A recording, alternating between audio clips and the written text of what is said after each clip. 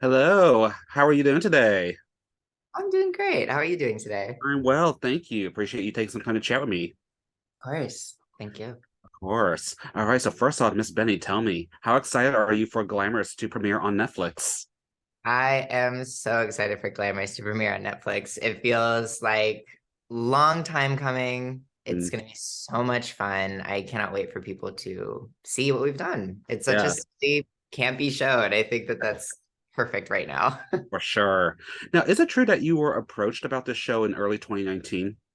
Yeah, I was assisting on a Madison Beer photo shoot at the time, Mhm. and I got a call that there was a show that was being made about a gender nonconforming makeup artist. And I was like, okay, if I don't get this, it's probably time to retire because what else am I gonna get? And then yeah, after 2 weeks of meeting with the production team, they offered me the part. I cried like a baby because I'm melodramatic as hell.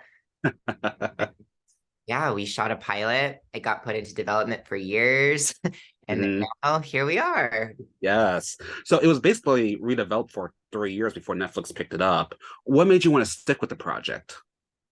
Oh, I mean, this project has always felt like so important to me for so many reasons, but it's just the only project that I'd ever read that felt like me. When I read it, Mhm. I thought I would be such a fan of seeing this on television. So I just have to at least try to be a part of it. And so I was willing to stick with it forever. I kind of joked that it would probably, I'd be, in my 30s and not at all fit this character description, would be like, please just let me do it.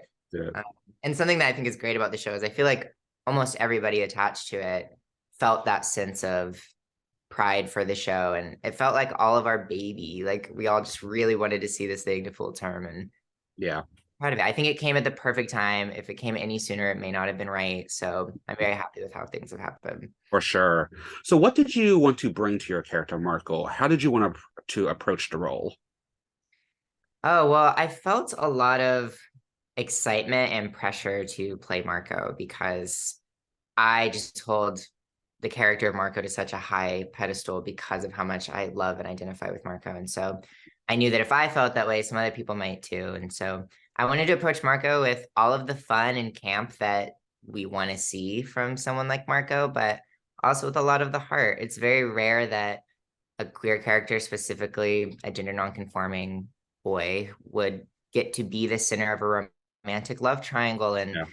be in a position of rising power at their dream company. And so it was really important to me to make sure that the full range of that was portrayed because I know how important it could be to other people because it was Yeah. very important for me.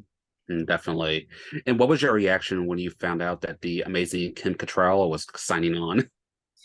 Mind blown. I mean, the producers, Cameron and Jordan, took me to dinner one night and we were talking about all these things to do with the show and in preparation. And they told me that Kim was looking to attach to the show, and I basically fell out of my seat. It was like so much gay momentum at one moment, and I was like, "Oh my God!" And then when it was announced that she was a part of the show, we exchanged messages, and she was just like, "We're gonna have such a fun time. Take it all in," and Yeah. it was so fun. And she's perfect for that role, and I think that fans of her will get everything they want and more from watching her as Madeline Addison because I, as a fan of Samantha Jones and a fan of Kim's portrayal of Samantha Jones, was so gagged watching it. Yeah. She's a bomb. Yeah. I can only imagine what it's like working with her. So, like, any memorable behind the scenes moments with her you'd like to share with us? Oh my gosh. Well, she was so funny sometimes because we worked with Lisa Gilroy, Hmm. who is a hilarious comedian. She's so funny on TikTok and on Instagram, and she was always improving a lot of her lines, a lot of her bits, and making us laugh. And she particularly, her and Kim got along really well, specifically with improving. And so there were some times that Kim would give a huge monologue that was meant to rile up everybody. Hmm. And then at the end of the take, after she had just nailed it, she would just go, "Now let us pray." Or she'd go, "Fried chicken," or just something so silly. And we always thought that was so absurd and funny. And so, yeah, she's a campy icon, Yeah. and she has so many good one-liners in the show, and I think people will love that. That's awesome. I love it. So, Miss Benny, ultimately, what do you hope audiences take away from Glamorous? I hope that everyone has fun watching Glamorous. I think what's amazing about a show like this is it is truly so silly. It is so lighthearted. There's some amazing heart to the story, but there's never any homophobia or transphobia or prejudice against anybody. It's just a huge fun time. It feels like some sort of mystery show. I think it's just joyful. I think people are gonna have a fun time sitting down and just binging the show and getting to see a bunch of amazing queer one-liners and goofy antics. We have a couple musical numbers. It's Nice. truly just the most fun, exciting show. Yes, I'm yes. really proud of that. Definitely. And the depiction of queer characters on screen has steadily improved since 2019, thanks to shows like Heartstopper and It's a Sin. And you said you believe Glamorous can add new threads to the tapestry of LGBTQ plus representation. Can you talk more about that?